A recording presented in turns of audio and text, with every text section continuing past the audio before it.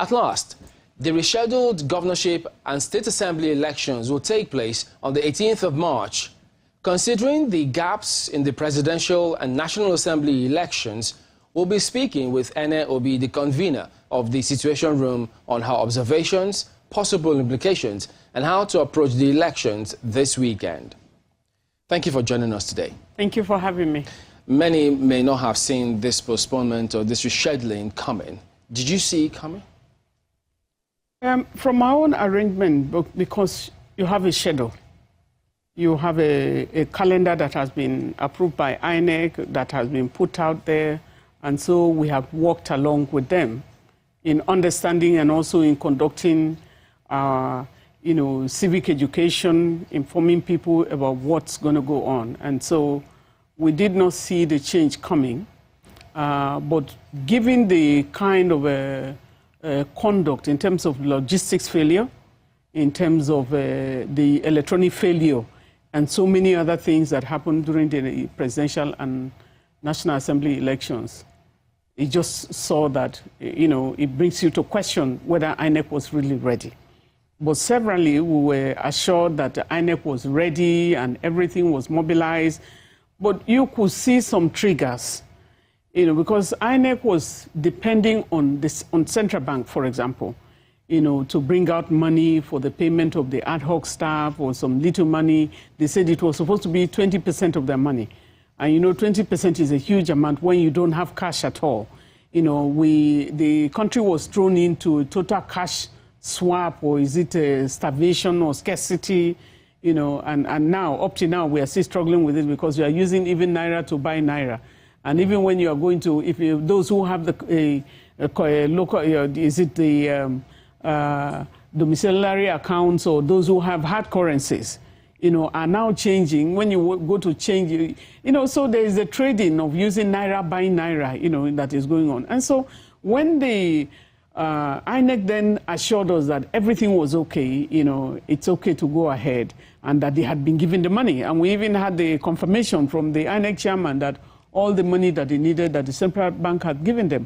That meant that INEC had taken the fall for everything. It meant that they say, yes, we are ready and ready to go.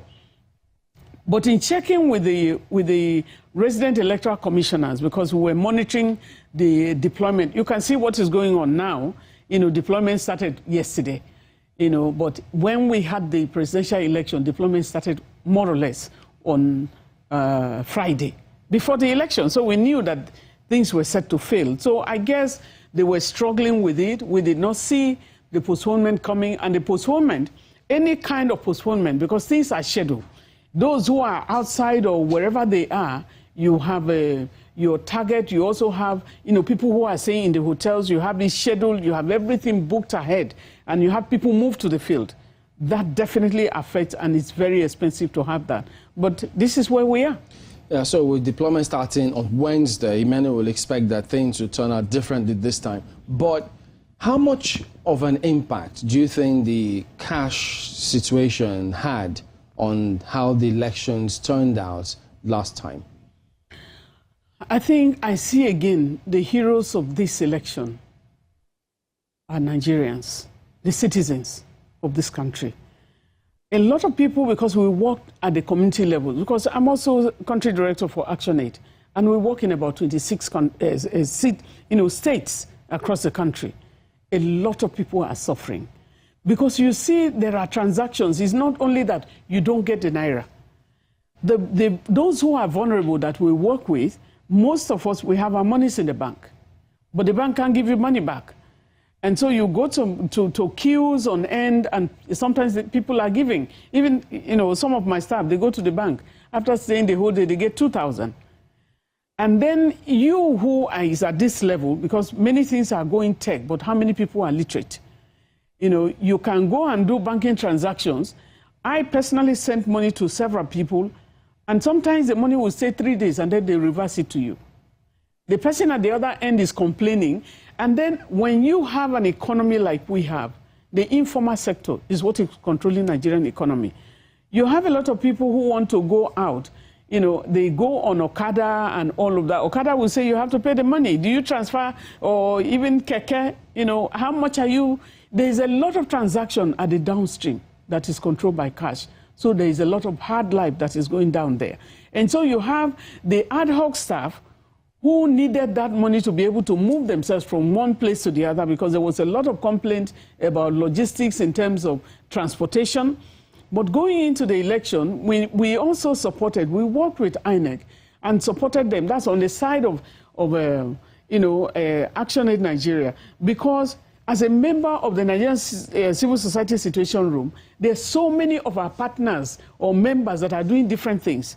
Yaga is a member, CDD is a member, CDD is focusing on different areas, and then you have Clean that is focusing on security. You know, so you have individuals really doing some wonderful things.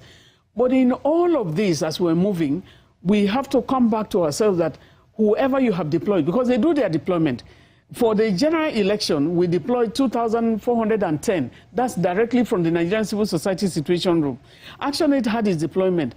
All the other members, they also have their deployment because they're looking at different things. But we worked with them. ActionAid worked with them on issues of logistics, which led to the signing of agreement between the Nigerian Union of Road Transport Workers, and the National Association of Road Transport Owners, and also the maritime workers, for the boats that they needed and all that. That day we were checking and boats were not available and so on and so forth. But what happened? I think the aftermath of the election, this election, so many lessons will come out of this, because I remember the National Union of Road Transport Workers kept saying, okay, if you need 1,000,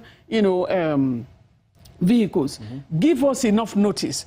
If we have enough notice, then we'll prepare our vehicles. And we had a long meeting, we had big meetings, several meetings that culminated into the framework and also the MOU that was signed. And this, sometimes, because INEC at the national level can sign MOU, but when you go to the state levels, the AOs, that's the admin officers at the INEC level, are the ones that actually pay the money, to the transport workers. And so if you say you want 500, vehicles, and they provide 500 vehicles, are you paying for those 500 vehicles? Or at the end of the day, at the state level, who checks them to see that the 500 vehicles that they had ordered and had been prepared by the National Association of Road Transport Workers, were they paid for? Because some of the tithes that were in it was that you need to check, you need to make sure that it's roadworthy, you need to do that and all of that. And so that environment was given to them. And sometimes we think that these people are not educated. I met some of the most intelligent Nigerians working as a union level, of the Nigerian Union of Road Transport Workers. Yeah, so INEC has experience dealing with these groups, these organizations. So we expect that experience would have counted for something during the last elections. So is it tenable for them to say something went wrong, or there was another late deployment of equipment as a result of logistics? How much can we accept if there were to be excuses? The 2019 general election had some flaws in terms of the logistics. And so when we had this big meeting, which brought in all stakeholders together, we had this big meeting in Lagos, all of those who were concerned with handling, logistics handling for INEC were at that meeting, including the Nigerian Army, including the Air Force, the NACO, SACO, and all of that, the Civil Aviation Handling Company and all of them. They were at the meeting, and including CBN, and they were at the meeting as well. What they brought to the table is, give us enough time, give us enough notice.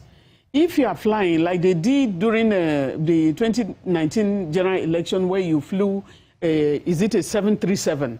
A huge aircraft into Sokoto Airport. The cranes were not there. There were no cranes. And that led to a huge delay. And so the lessons we took from that, we had a review and we had reflections. And they said, if you are flying, if you are planning to fly an aircraft, the type of aircraft and the particular, give us enough notice. And we take the equipment ahead of time to those locations so that you don't have delay. So I guess they tackled that. But what eventually happened is for INEC to communicate. They need to communicate to people for us to really have an understanding of what happened to the logistics. Because we saw that logistics, they were moving as at Thursday. They were not moving from Central Bank, the sensitive materials. And our worry had set in because a lot of, recs that we talked with, many people that we spoke with said, if you don't move by Thursday, you have failed already. And you heard what, from the news, we are hearing from the report of the movement of sensitive materials. They are now telling us, you are moving materials already, and you are saying by, morning of Friday, everybody will move to location. That's to the downstream, to the RATEC, they are moving already. They should be moving to local governments and so on, by today, the way they've started the movement. But you have a huge presidential and national assembly election, and movement started so late. So we knew that there was going to be a cascading effect. Whether there are excuses are tenable, we don't know. We will have, when we reconvene, to look at the after, because I told them, I said, you don't just meet before. You need to meet after to look at the steps that you took. What were the good steps? What were the bad steps? Then you learn from that. And so if you have gone into signing an agreement, because that's one of the things that we were looking at, you need to fulfill your own. We will see who did not fulfill. Yeah.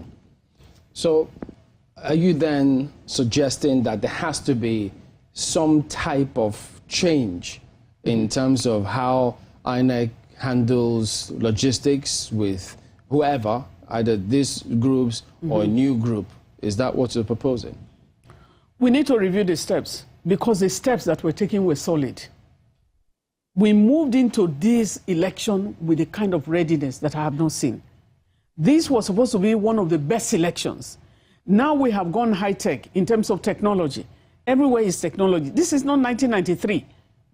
When you hold an election, even then, in 1993, it was manual. Before the end of the election, people had the results already, because people were tallying the results. If you have from this local government and all of that, people were calculating along. It's not only INEC, the failure of the IREP portal was one of the shocking ones. I think that shocked Nigerians, especially because of the young population. Nigeria has a young population, and all of these people are monitoring. They are beginning to believe again. And that's what really worried me, that a lot of people before now will say, my votes don't count because it has been counted already. Because they used to snatch ballot boxes and do thumb printing. We say now with the beavers, the coming of the beavers, the electronic system allows you to cast your vote. And you have a manual by INEC that teaches their ad hoc staff how to upload, how to snap what you have taken, what you have done, the results, result sheets and all of that. And we saw that even the result sheet, in many places, it was not available from the beginning of the voting time. And so the worry that we have is that you went into the election, with 176,606 polling units. How many did you conduct? It's the first election that I will hear that many people were on the queue and they did not see INEC officials. They didn't see ad hoc staff. It never used to happen. You can talk of late calculation, late voting, or they reached and INEC admitted that in some polling units, they were not, there wasn't a calculation. We had a huge population. By INEC's calculation, that you have about 97 people who had registered, for this election. And then at the end of the day, they said 87 million. 97 million registered or 87 million collected. PVCs, they picked up their PVCs. So we expected high turnout. So you are looking at, was it voter apathy, or that the ad hoc staff did not go to some places to conduct election? And where are those ones? So we need an audit of the system itself. And speaking about that, tempers did flare on that day of elections. Lots of people expected so much from INEC, but they didn't see as much from their perspective concerning the uploading of the results, because many were hung up on that word, which INEC used time and again, real-time viewing of results. They used those words. Now, they've explained in their press releases and a couple of interviews that INEC officials have had. Are you satisfied with the explanation they've given about what transpired last time? Chamberlain, maybe you have to educate me. What was the explanation? You know, because I'm still listening. They haven't had any conversation with CSOs? We have not had any conversation, at least not with the Nigerian Civil Society Situation Room. We have had no, and it's not about the Nigerian Civil Society Situation Room. It's not about this, the civil society. The Nigerian people, they deserve to know what is going on. And it is their money that you use to conduct this election. It's the money you are still using to conduct the election now. So the explanation is to them. But we haven't had any explanation. And we have been calling in all of the press releases or press conferences, we said, INEC, come out and explain to the Nigerian people. Tell them what exactly has happened. How can you upload the National Assembly, results, or the Senate and the House of Representatives results were uploaded? You didn't have problem with that. But for the presidency, we are calling for transparency and accountability. What we are holding people account for is transparency and accountability. And one of the means of accountability is communication. If something is happening, you need to tell them. I remember during the result collation, people asked several questions. What happened to the IREP portal? You don't stand in the gap. If you don't tell people, people believed in you. Up to the point you have from Channels Television, severally, you have the press conference, and you played it, where the INEC chairman says, in real time. He went to Chatham House and said, real-time data will come out. We all know what is happening, in terms of what happens in terms of people having software attacks, attacks, the server attack and things like that and all of that. We thought we were above that. And so the explanation, we haven't had any explanation to Nigerians. Maybe something has been told and I don't know about it. Well, and we still have to do that. This is not the first election that this leadership of INEC will conduct. So CSOs have had several interactions with the Commission. Could you give us perhaps benefits of what might have happened previously? After the last general elections, probably in 2019, before this one, what was the scenario? Did they meet with CSOs immediately after, before, during? What played out? We've had several meetings. I would say that the INEC chairman is one of the most accessible chairmen that we have had. And so you can talk to him, you can call, and all the commissioners as well.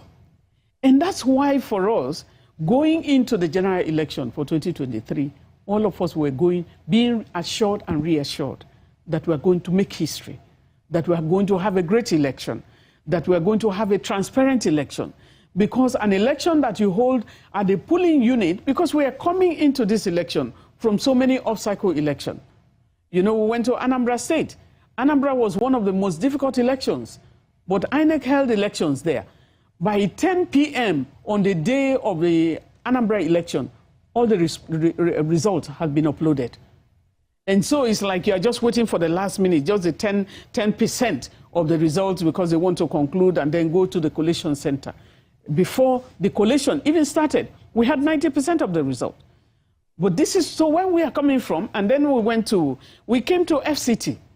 Beavers failed massively in FCT. And it was another shocker. That's for accreditation. For accreditation, and the Beavers some of the explanations was that about 1,500 of the ad hoc staff were replaced that morning and so on, and we went all out. What happened? We had a meeting. There was civil society, meeting with the civil society and with other stakeholders as well. And we were like, Director of ICT, come and explain. Tell us exactly what happened. And all of them were up in arms. The chairman was not happy about what happened because he was at the polling unit himself. So what happened? And so we focused and said, okay, the next election, we are going to see what happens. And that election was Ekiti. Ekiti, the Beavers had more than 90%, in terms of success rate. And the essence of having a civil society situation room during the elections is to get calls and also get feedback. Get feedback from observers that we have deployed.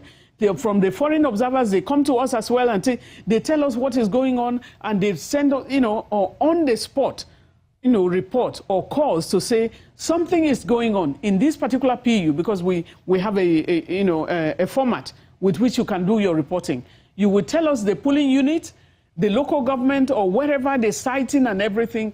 And in most cases, you call INEC. I remember in Anambra, again, I'll go back to Anambra to say, at the polling unit, at about almost 4 o'clock, Professor Soludo had not voted. We received the reports from the polling unit. We talked to INEC.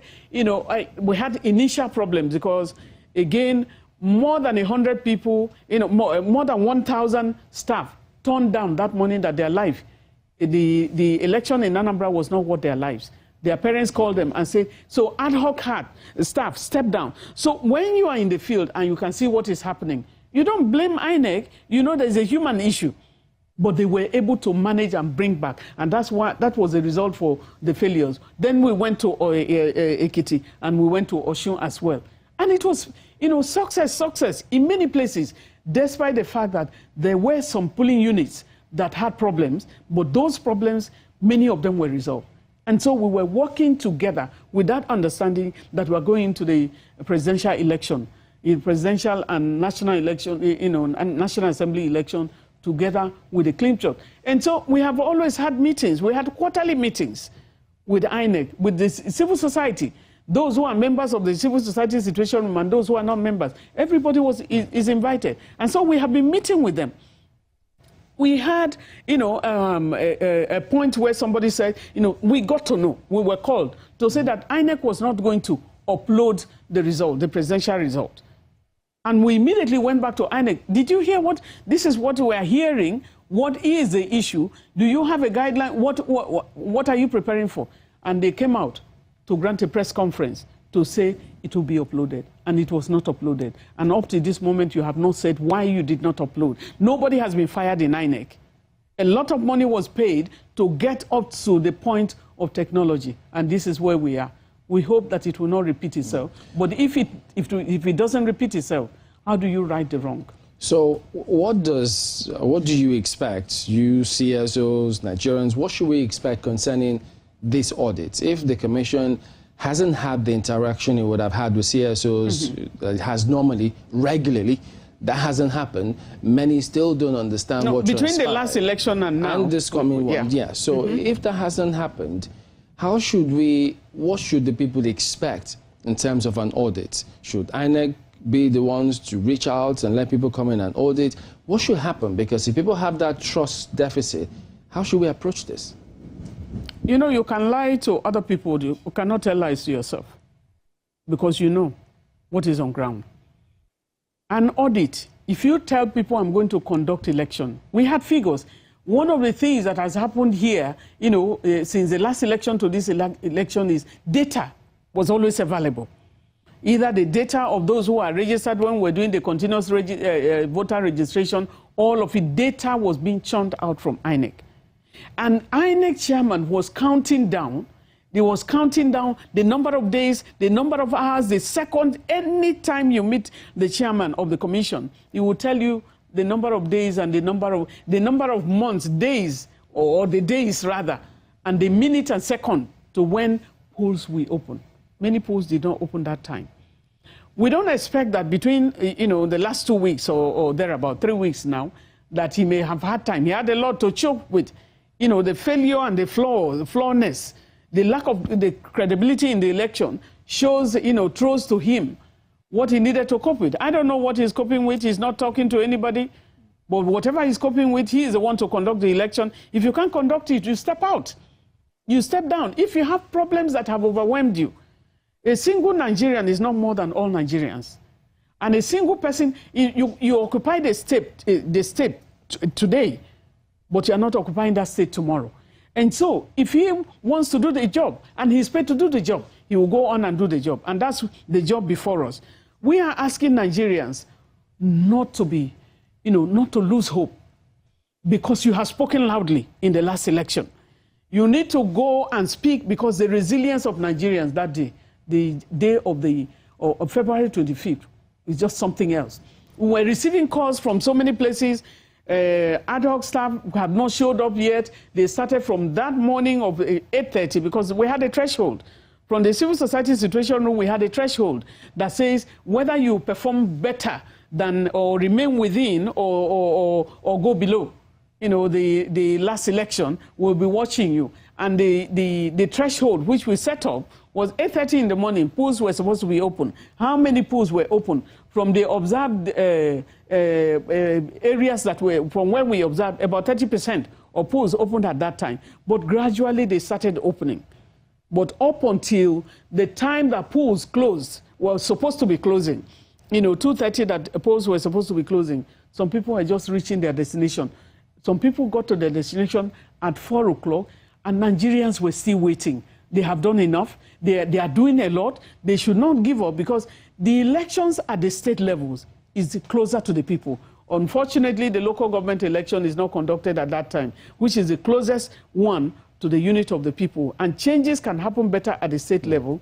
Nigerians need to recommit themselves. The impunity needs to stop. Anyone who prevents Nigerians from voting should be arrested. And we are calling on the security agencies that they need to do their job. They are paid to do their job, but it's not just being paid. They are Nigerians, and we need to recommit ourselves. We've heard from different people. For instance, some former national commissioners of INEC have spoken to us on this platform about how they thought or still think that we didn't have or don't have the technological infrastructure or springboard upon which we were to build all of this hoopla, all of these high hopes that INEC get and built for Nigerians. They say we didn't have the platform. So looking at the fact that we had the results for the National Assembly results, we didn't have the results for the presidential. How do you situate those kind of arguments in the scheme of things? I think for us in Situation Room, if you can upload one result and you cannot upload the other, then it's deliberate. Because you cannot, why did you upload the National Assembly result? You didn't have any problem. And then you upload that of, all of those results. And then when it was time for you to upload the presidential result, we were seeing shoes being uploaded. We were seeing pictures of people being uploaded. When we screamed, it was like that. So you see and why we will say that is a bit deliberate is that the result sheets were almost not available initially when they went to, and some of the recs, we had a report from the recs, they did not have the result sheets, when they were distributing. And it was being distributed much later, which meant that the recs were not in charge of that distribution. When it came, it had to go straight, and some people did not have. Some people complained of having even writing the results down on a plain sheet. And there is a parameter that has been set. You do the result sheets with the INEC officials there, and also the polling agents, the political party agents are supposed to be there to also get their copies. And the copy needed to be placed at that polling unit. Once you are done, you snap and upload while people are watching. This didn't happen. How do you think? If some of the commissioners say we don't possess, at the technology age that we are in, we started from the card reader. There was improvement. So it's an improvement upon the other. So even some people are saying, why do you need to go through all of that? Anywhere you place you can even do the voting electronically. That we haven't reached that environment. That you just place your finger and then it's counted already. So that's where we're going, and that's where we should be going. So for someone to say that we are not ready, it is the first time that the Beavers was deployed nationally. Yeah. So we expect some challenges, but not this one. This looks like human element. So is it fair to say then that the position of Situation Room concerning the last election is that this was largely deliberate?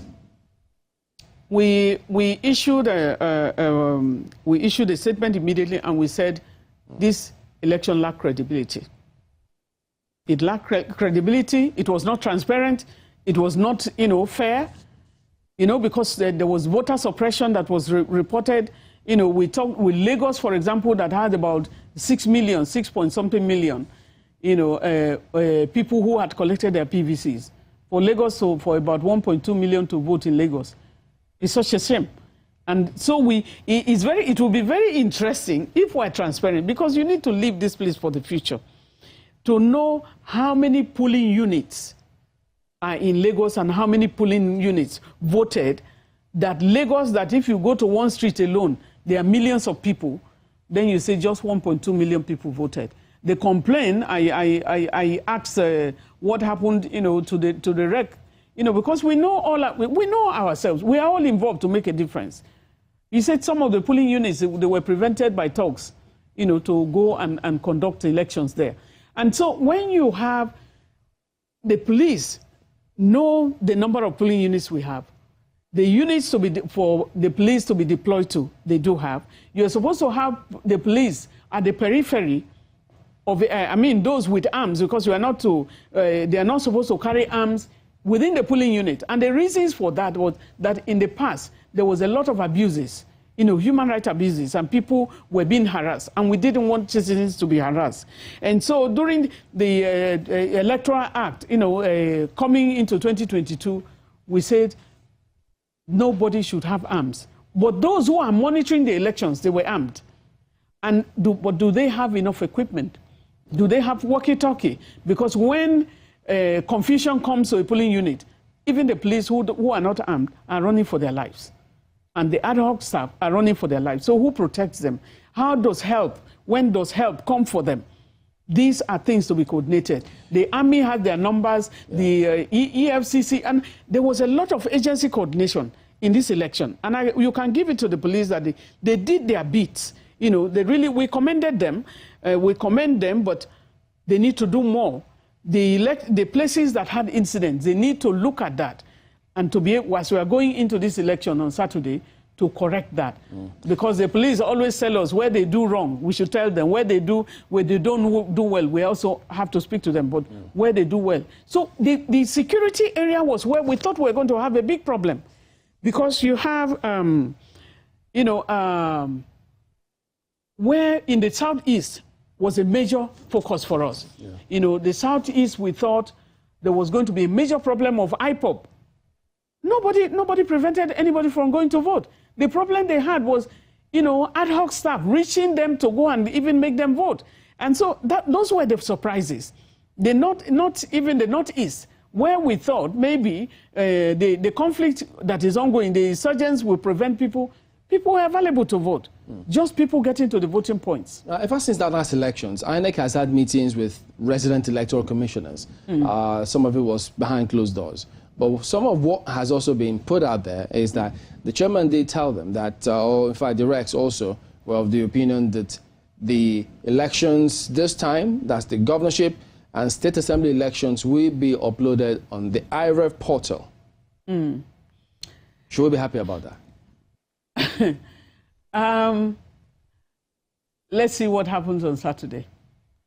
But, and that's one of the things. We addressed a press conference earlier as the Situation Room again reconvenes in Transcorp, to take calls and also do the beat, Situation Room election duty, to let Nigerians know what will happen, what is happening, what will happen. We have also said that we hope that the lessons from the last election will also make them tidy up their ends. They have a name. And if you have a name, because whatever you're doing every day, you are writing your history. And so INEC is writing its history. We had the elections. 2011, you have the elections. And so many of the elections that we have had, you have your history, and history will be written, whether it will be kind to them or not. Let's see the performance. If you want to upload, but you still will have to come back. If you want to upload, it means nothing is wrong with the beavers, right?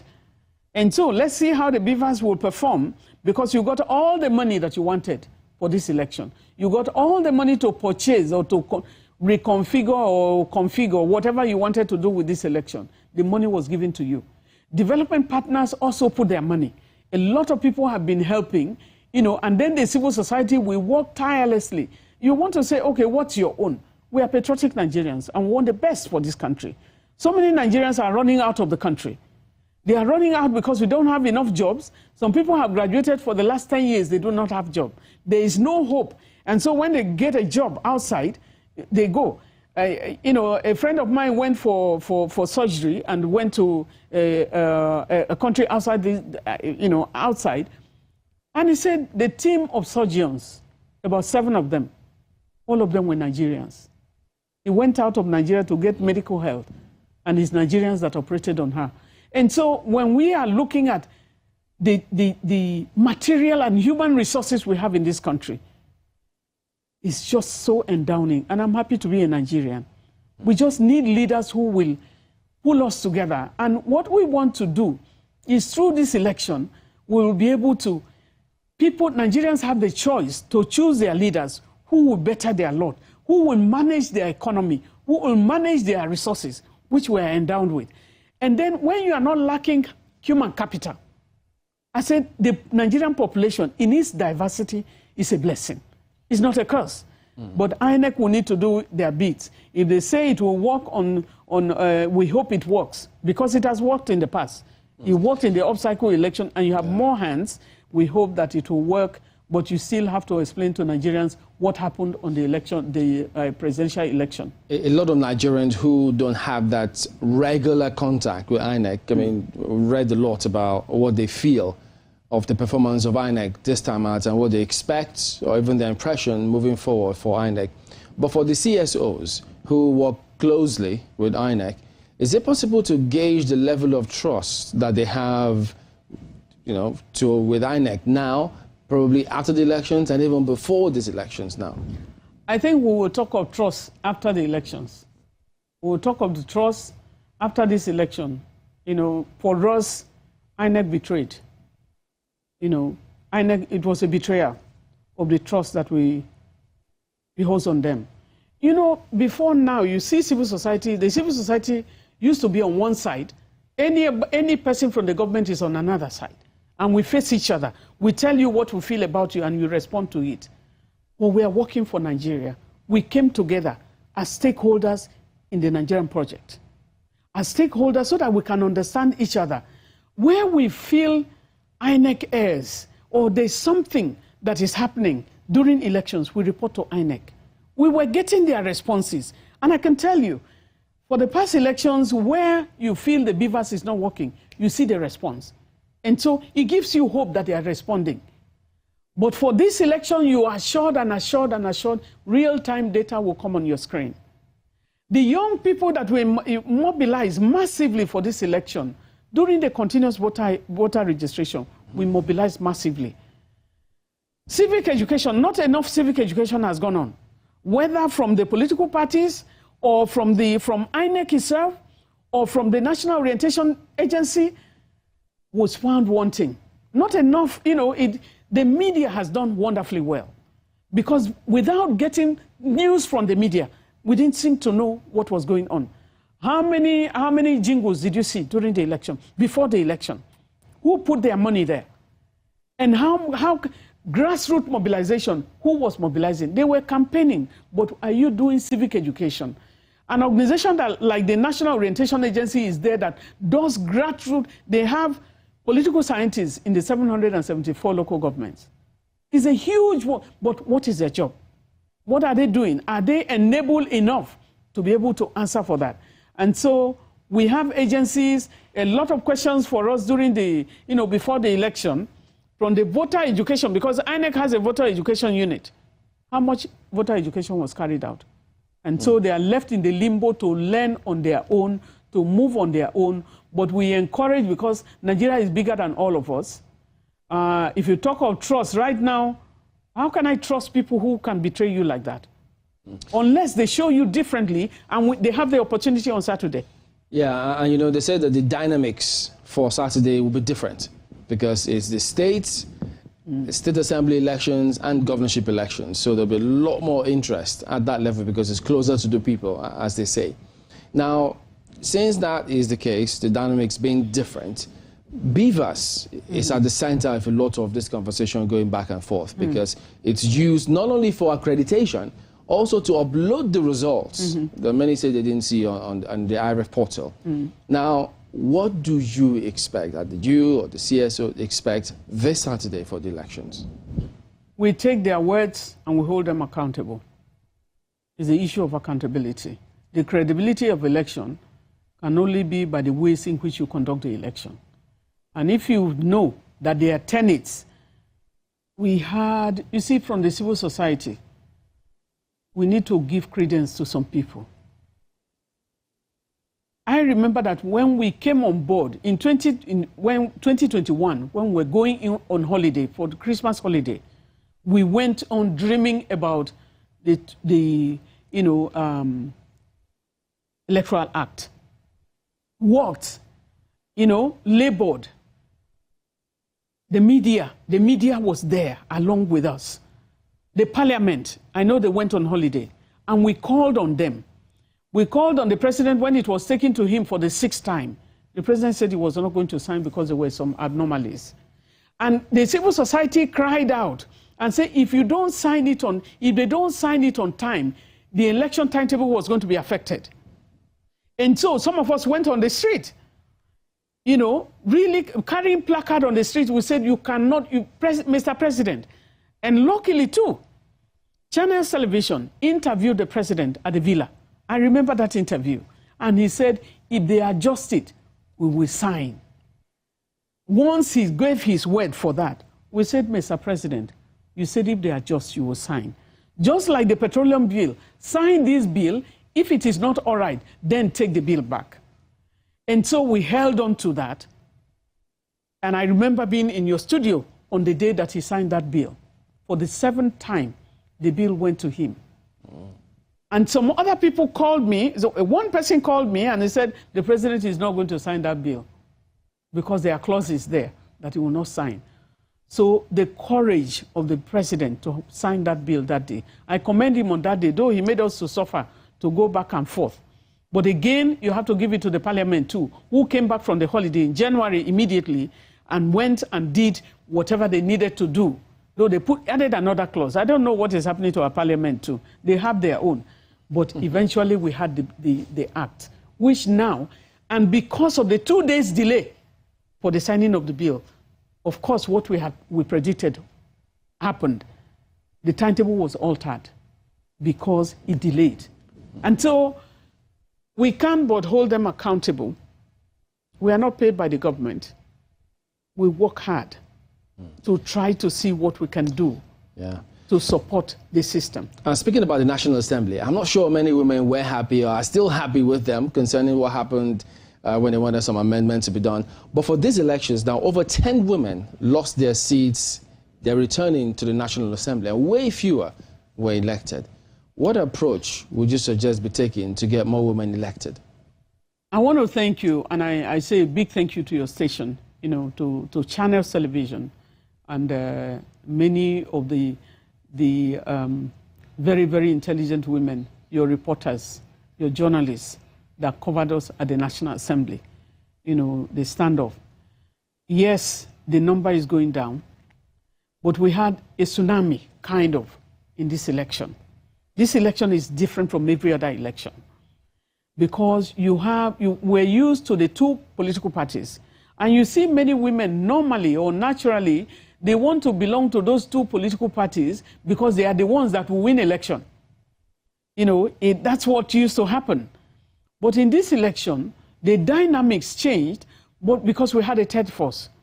We had Peter Obi, who was in PDP, and went to join a party that hardly had seats anywhere, and taking the stage by the storm that it happened. So if you were in a party where a state said, we are tired of this party, the citizens say, we are tired, we are voting en masse, and they were voting for this party. Definitely, whether you are good or bad, and you are in any political party, you will lose your election. And I think that's the storm. And I think that's the biggest lesson, much as there were the flawed nature of the election, came in, we have to look at some of the positives that happened in this election. Yes, women lost the election. We are not happy about that. But we are seeing people who never voted, who didn't even print posters, and they won the election.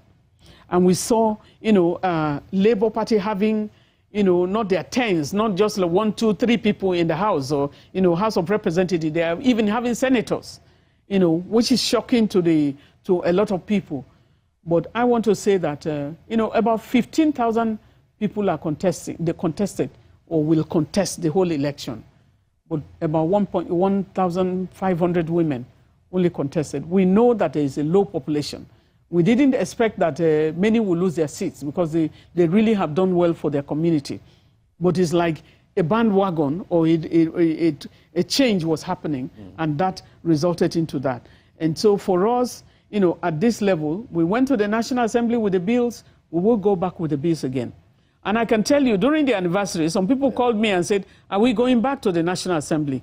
There was a lot of tension between this election. You know, we looked at it and we said, we don't want lives to be lost. Yeah. Nigerians were angry, a lot of angry people. So if we wanted to go to the streets at that time, we look at the tension. We don't want to lose lives, because when you're losing lives, you know, many women are not in the scheme of things. If you have a male assembly, and then you took bills that had to do with women, how many people are you expecting to vote for the female, decisions that needed to be taken? And so we are looking at it again, but we are very, very sensitive. I think the planning for 2027 is starting immediately after this election. And in fact, it has started already. Speaking about that, lots of people were excited about what they saw with young people for these elections. Mm-hmm. I mean, several people who had been on the platform on the station as well did say, well, they had to eat the humble pie because they thought that the young people would not be out there to vote. They might be somewhere else doing something else. But on that day, they were there en masse. Eventually, their hopes were shattered, a lot of them. But how do we then leverage or build on that? Thankfully, we've seen some of the candidates, just trying to urge them, advise them, nudge them on, saying, look, you need to go out there and vote. You don't have to break your permanent voter card. Don't lose hope in the system. If you were to suggest how we build on what happened, such that young people can indeed play a lot more role in the elections, contesting elections as well, not just voting, being voted for and, voting as well. Yeah. What areas would you suggest we do? Because look at all the talk about structure. I wonder what they'll say now. I haven't seen how the event went. What would you be looking to see next in terms of the next level of amendments that will happen with the Electoral Act? I think coming from the past, which was during the military struggle, military rule, and we are coming into seeing how we can work hard. Some of us who were activists during the military rule, we went through all of the horrors of arrests, detention, and so on. I went to jail, I went to prison, I went to all sorts of things, all of that in a bid for the struggle for democracy. And many other civil society activists, many activists in Nigeria went through that. And we are coming to the end, we are still patriotic. I'm still on the street. If there's something that is happening that one needs to be on the street, I still go to the streets. Nothing is going to change for me. Many people may change along the line. Because we see the potential in Nigeria. Nigeria is I continue to repeat it, Nigeria is one of the greatest countries in the world. You have all the resources. We have all the resources, both human resources and material resources. In some other climes in the world now, they are draining Nigeria of the best brains. But we have more. And for me, that's why our education system is faulty. If we can qualify people, if you cannot consume what you have, you offer them out. Because you also have a lot of cash transfer that is coming on. The reserve, what is coming in terms of transfer from remittance from outside the country is more than oil for Nigeria. And one of the things that India did at that time, is also to look at, when I was in secondary school, I was taught by Indians, Americans, Canadians, and so on and so forth in a mission school. Because, people were sending their people out to go and teach as teachers. Nigerians are sending teachers out now. Qualify them. Develop your education environment. Nigerians were using the money of Nigeria to grow education in different countries, but we can't grow that of Nigeria. And now we are having, so many public institutions or private institutions. In Rwanda, which is close to us here, private institutions are closing down. for, you know, government institutions, because they have looked at the education sector. And so, for the young Nigerians, unless we keep the hope alive, you have won already by last election. You won because you came out en masse. We saw places where they were dancing, some people were bringing water, some people were bringing their lights. When the INEC staff said, we are tired, we need to go now, there is no light, they brought their torchlights. In a place where they are not even getting, they were cash-strapped. And so, you are heroes already. What it has shown is that Nigerians working together, the young people working together, let's use the election, not the anger. People were angry.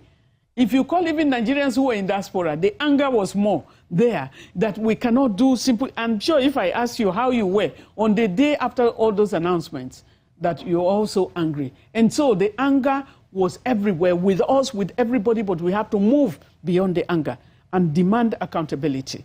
We need to go to the polls.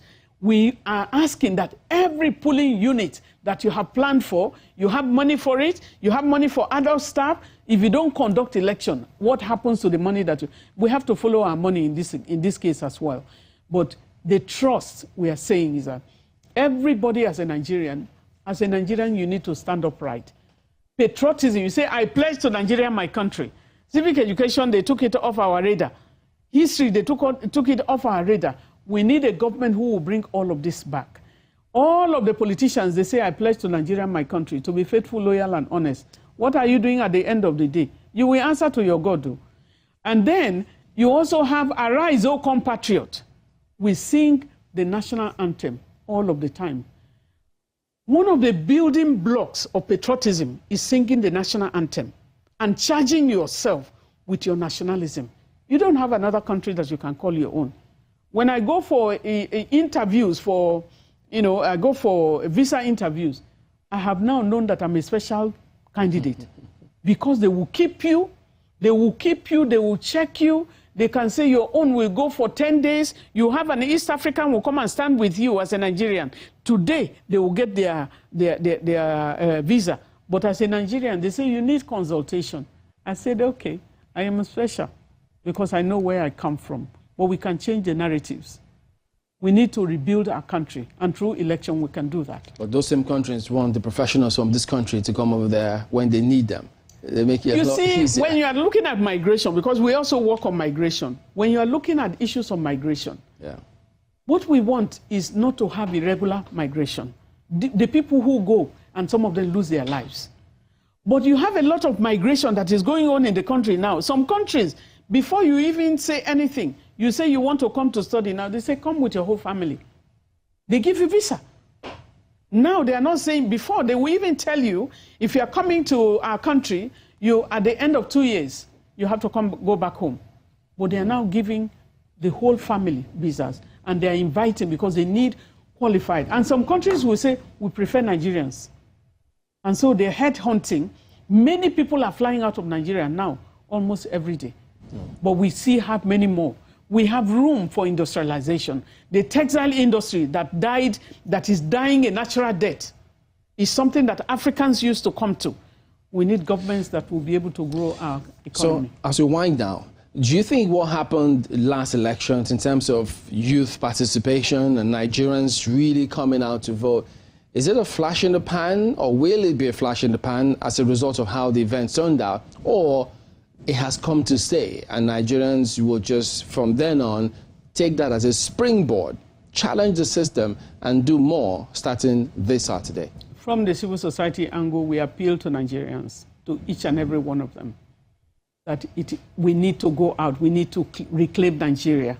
You have done it in the last election. Do not be discouraged. This is your country, the only country that you can call your own. You can have a second or dual citizenship, but this is one country that you can look in the face. We need to be able to carry our passport with pride again. And that's why you have to go out on Saturday to cast your vote. The young people have spoken, and you have spoken loudly. Are you going to leave people halfway? The party, they say no structure, or whether structure or not, whoever you want to vote for, you need to know now that there is choice. You look at the campaigning in the last 1 week, it's different.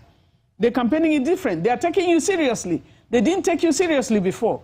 But we have to know, we now know, and that's why I say that if the women and the young people come together in this country, by the next election, it will be people that we want that will win elections, not just by choice. And so I want to encourage all Nigerians. The young people, it may be painful. Let's go again, because it's our money that is being used. If you don't participate, your money will be wasted. Go and participate and hold people accountable. We preach non-violence. No life should be lost. And like we always say, I mean, from that point, as a woman, every life that is lost is a woman's umbilical cord. We don't look at lives the way other people are looking at lives. You hear 17 have been killed. As a woman, I think of 17 pregnancies and how long they carried that pregnancy and the days those children were born.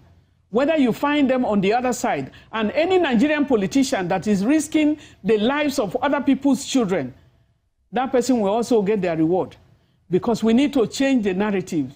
The young people of today in Nigeria are the heroes of tomorrow. They are our heritage and their blessings, and we must respect them.